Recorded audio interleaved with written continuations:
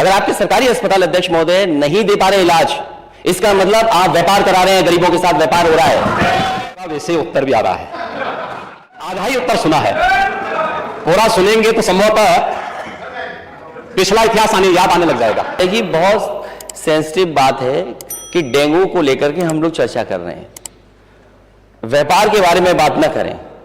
अगर आपके सरकारी अस्पताल अध्यक्ष महोदय नहीं दे पा रहे इलाज, इसका मतलब आप व्यापार करा रहे हैं, गरीबों के साथ व्यापार हो रहा है।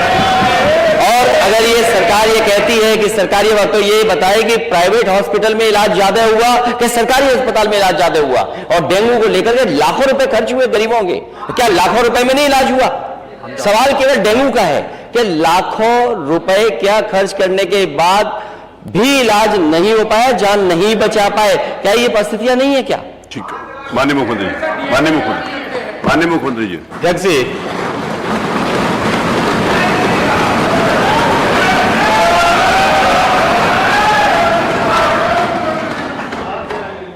जैसा प्रश्न होगा वैसे उत्तर भी आ रहा है।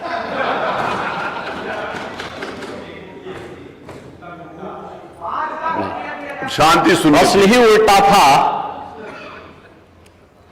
तो उस उल्टे प्रश्न को सही करने का प्रयास हुआ है।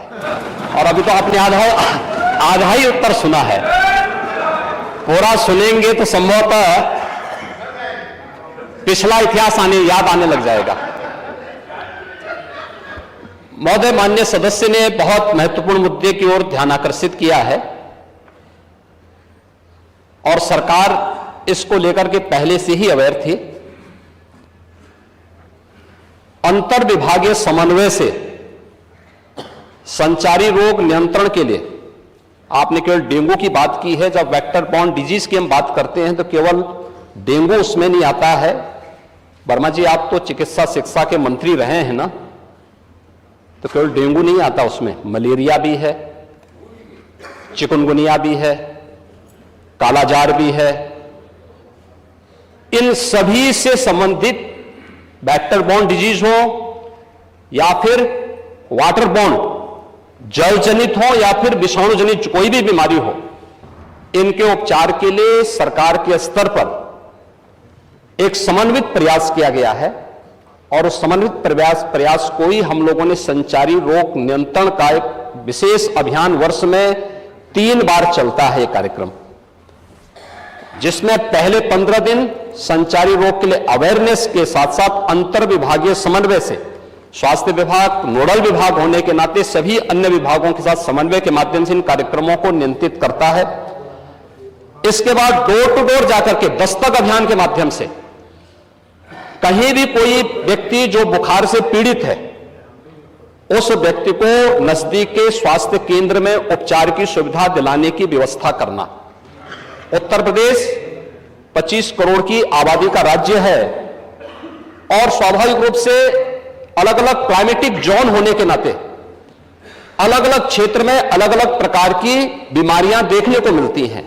और जहां तक नेता प्रतिपक्ष के द्वारा यह कहा जाना कि साहब प्राइवेट हॉस्पिटल में, याद रखना डबल इंजन की सरकार है, ये केवल बोलती नहीं करके दिखाती भी है। प्रदेश के अंदर 10 करोड़ लोगों को आयुष्मान भारत और मुख्यमंत्री जन आरोग्य योजना के अंतर्गत 5 लाख रुपए सालाना स्वास्थ्य बीमा का कवर भी ये सरकार उपलब्ध करा रही है।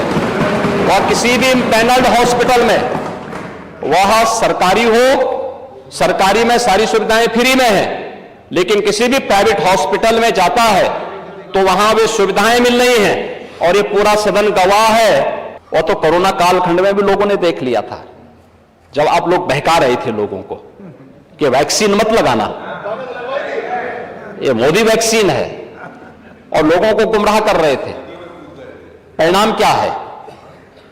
मोदी जी के शासनकाल में, उनके मार्गदर्शन में हमारे वैज्ञानिकों के द्वारा बनाई गई दोनों वैक्सीन दुनिया की सबसे प्रभावी वैक्सीन है। दुनिया के अंदर तमाम देशों में कोरोना महामारी के मामले बढ़ते हुए दिखाई दे रहे हैं। भारत में कोरोना कंट्रोल है और उत्तर प्रदेश में भी पूरी तरह नियंत्रण में है, कहीं कोई समस्या नहीं है।